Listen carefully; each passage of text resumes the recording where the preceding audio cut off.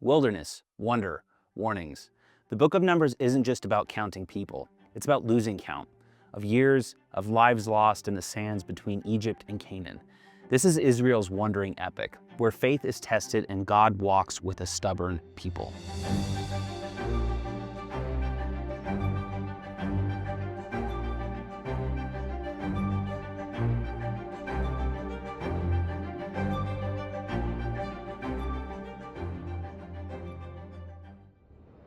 God speaks from the tent of meeting.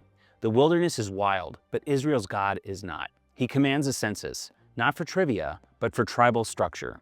Each man counted, each camp placed, every tent positioned around the tabernacle. God is at the center. Like a divine war camp, the tribes form a living compass. East, Judah leads. South, Reuben marches. West, Ephraim holds. North, Dan protects. The Levites stand guard around the heart, the tabernacle where God's glory rests.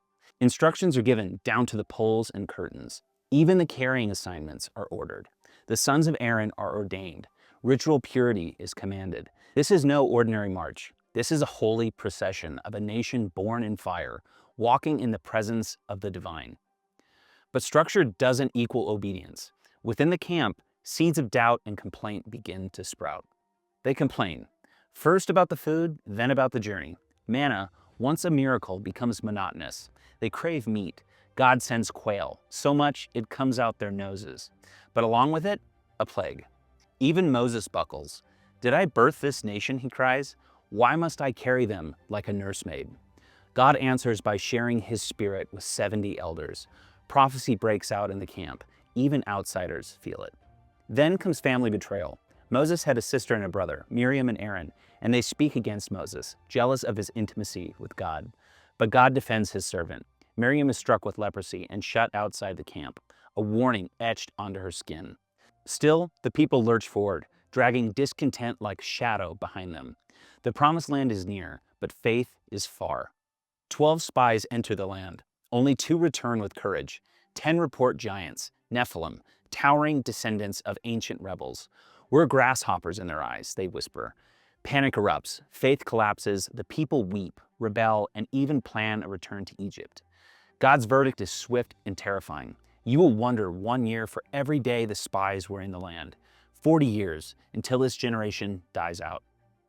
Joshua and Caleb, the faithful 2, are spared. The rest, condemned to die in the very wilderness they feared would kill them. It's a divine heartbreak. A generation loses its inheritance, not because of the giants outside the camp, but the fear within their hearts. They saw giants, but they forgot they had a God. The wilderness becomes a graveyard. Names fade, bones bleach under the desert sun. Korah rebels, rallying 250 men against Moses. Fire from God swallows them. The earth opens its mouth. The line of Levi is reaffirmed with Aaron's staff, a dead branch that buds, blossoms, and bears fruit overnight. Moses himself stumbles. At Meribah, he strikes the rock in anger instead of speaking to it. Water gushes forth, but the cost is severe. God tells Moses, "Now you will not enter the land. Even the leader is judged." Later, venomous serpents invade the camp. Death coils around ankles. God commands Moses to lift a bronze serpent on a pole. Those who look up are healed. It's a mystery wrapped in metal, a glimpse of a future healing to come. The old guard fades, a new generation rises on the plains of Moab. Their enemies know they're coming. Balak, king of Moab, hires a prophet, Balaam, to curse them. But God hijacks his words. Blessings pour out instead of curses. A donkey speaks, an angel stands with a drawn sword. Balaam tries to bend prophecy, but ends up declaring, "A star will rise from Jacob, a messianic glimmer in a pagan mouth." Even a donkey knew the truth, that God had chosen Israel. Israel still stumbles. They fall into sin with Moabite women and Baal worship. Another plague follows, but a priest named Phinehas rises with zeal, stopping the plague with a javelin of righteous anger. Another census is taken. The new generation is numbered. Their feet are at the border. Moses will soon give them his final speech. A new chapter begins, one step away from the Jordan. The book of Numbers ends on the brink, not of destruction, but of destiny. From dust and death, a new generation has risen. The wilderness was not wasted. It was where a people were forged, where God proved faithful, even when his people were not. This next step is across the Jordan, but that is a story for Deuteronomy. Pray for me, and I for you.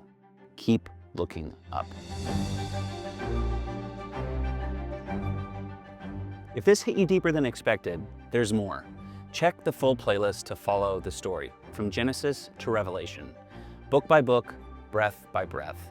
Subscribe if you haven't, and share it with someone who needs to hear this story. This is a very long road, and we're just getting started.